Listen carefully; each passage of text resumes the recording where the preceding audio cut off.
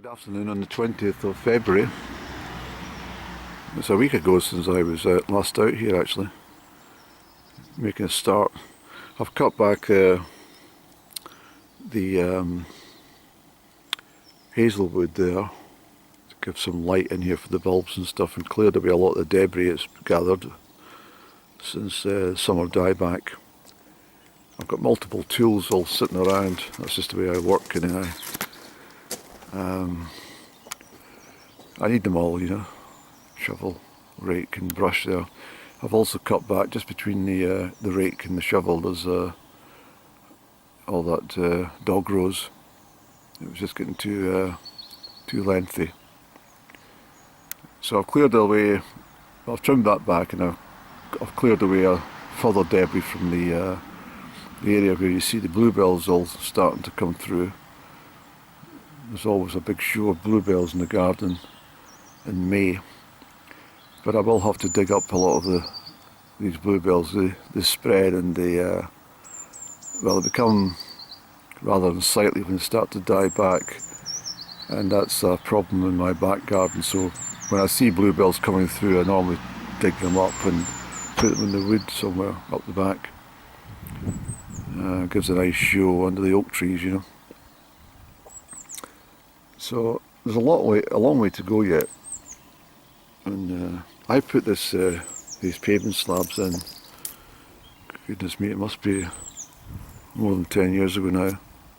So I've also done a good job, because they haven't moved much at all. There was some movement down here where you can probably see the remnants of the birch tree which allowed to grow, and then it just became too high.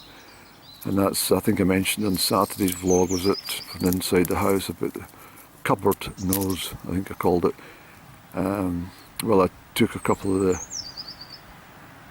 chopped up the branch, one of the branches, and kept two as a thank you to the birch tree for all it done for me. It gave me a lot of pleasure in the garden until it grew too large, and it gave me firewood and stuff as well. So what I'll do in here is I'm going to put in some topsoil and some manure that I've got. I won't do that today, but I'll probably get that done maybe tomorrow, and allow the spring rains just to wash it into the soil and give the plants some nutrients. So a lot of growth in there. You see there's lots of Michaelmas daisies and asters that start to come through, and there's sweet peas as well. I like them sweet peas. When I first came to this house, right from the top there, corner, all the way down was lined with beautiful sweet peas, and a woman across the road, an old lady, used to come down and just help herself to the sweet peas, and used to come out. Hello Mrs, I won't give her name. And she goes, lovely flowers you've got, son. I says, aye. Just help yourself, there's plenty of them. And that's true, sweet peas are great because they you need cutting back, you see, deadheading and stuff, but if you allow them to be picked, then they'll rebloom, you see. So they're really good flower, and these ones were very heavily scented, a very vintage variety, and therefore I was quite lucky to have them actually, but unfortunately they're all gone now, and I can't actually get the varieties, not locally at least.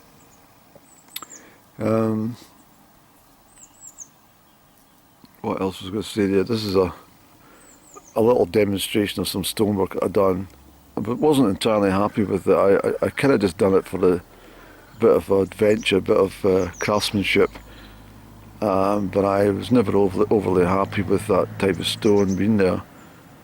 The original rockery which I had there at the starts was much better, and but the garden just it really just takes care of itself. You don't really need to do an awful lot, in all honesty. After all, it's not the Chelsea Flower Show or anything, it's just your garden. But I like to maintain it, I like to keep it good. Of course, with all the problems and issues last summer, I just was not at all motivated. I was totally dejected with everything that's happening, and it's still it still lingers, the levels of betrayal, and it just saddened my heart, you know. It still does, I have to say. And I got this Mr. Pig. I like Mr. Pig. Hey, Bobo. Hello, sir. I do like this little ornament. Can you see him? I can't see in this camera if it's picking up the pig face. Yes, it is. There's the eye. And there's a lot of there is a lot of work involved as well, especially having a front and back garden. And although these are all looking a bit drab at the moment, it's just the same as everyone. But I'll get organised. There's always a good show of flowers in my garden, I have to say. I'm always pleased. The garden doesn't get sufficient light, and the soil is too poor quality, and there's not really any place to grow vegetables, unfortunately.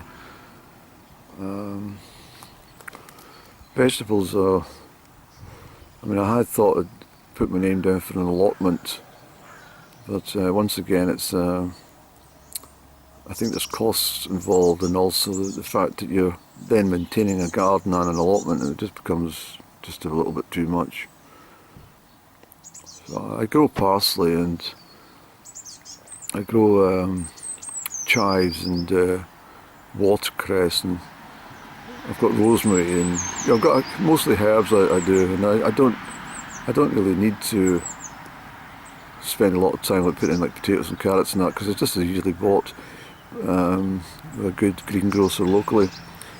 The other thing I'd say is I have a lot of lemon balm. Lemon balm is very good for you as well, and I pick the leaves for tea, dry them off and use them for lemon balm tea. I also use it as a home deodorizer. It's very, very nice to pick fresh lemon balm and maybe leave it in the bathroom sink or something like that for a couple of hours. The smell is absolutely divine, I can assure you. Very fresh fragrance. Here's the robin, he's always in company with me.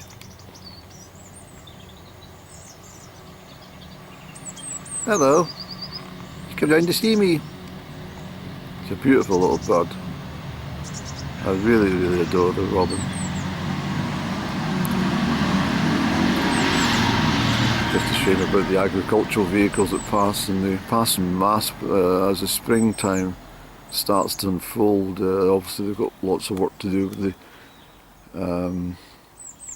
they've already started the ploughing. I did write to all the farmers. Now I told you I was writing to the farmers to say, is it necessary to plough up the fields in the autumn? I like the stubble.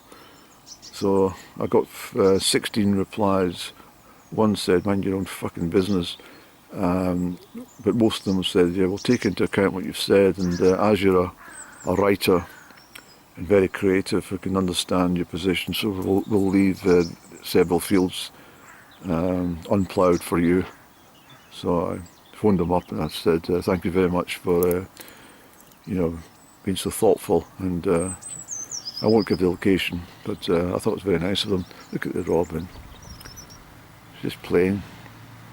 Birds play, you know. Especially the blue tits, and the sparrows as well. You see them in mass, and they're not always feeding and pruning themselves. It's they actually spend a lot of time in play, just like children, and it's quite fun to watch actually.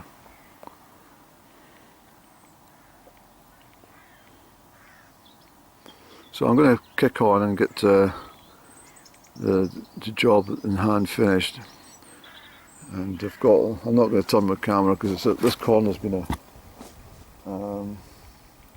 I just threw all the canes down there.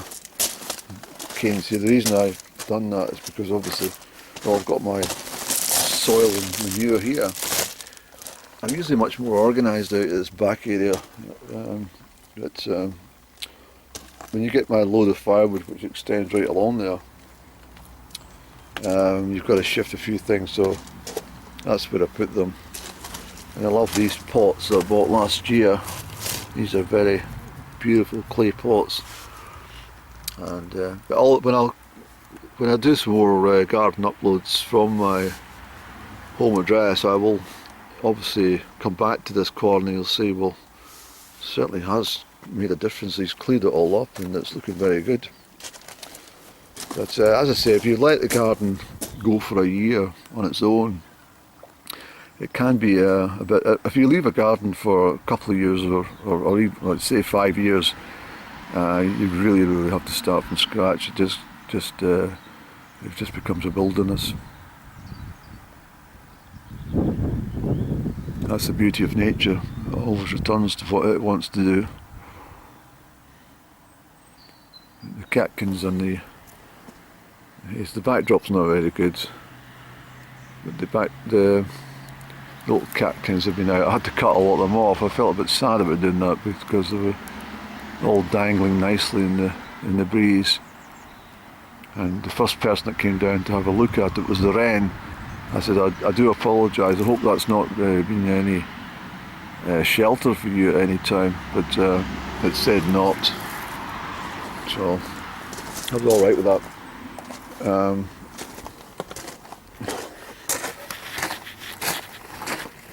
I do have multiple nest boxes, and this one is occupied. A bird sleeps in there, and I've got this one here I made. It's occupied in the spring, and then we've got this one here, which is always occupied. Last year it was occupied by bees, and the minute Up and Down arrived at the house, all the bees fucked off. So she must be carrying a bit of a bad energy. The bees don't see. I've got good energy. The bees come to my house, but as soon as she arrived, they actually left that night. I could tell you a couple of stories about what happened when she arrived here last year, but I couldn't believe it. I came out, I thought, where the hell's the bees?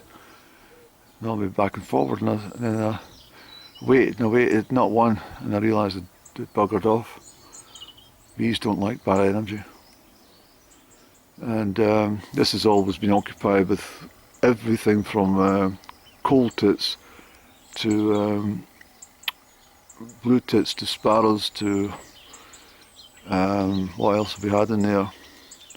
Blue tits, cold tits, great tits. We've had plenty of great tits nesting in there. So it's been there for years. I could take it down and clean it every year.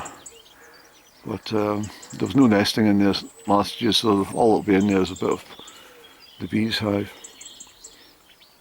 Anyway, that'll do just now. I'm going to wait to nip into town. I've got something to collect.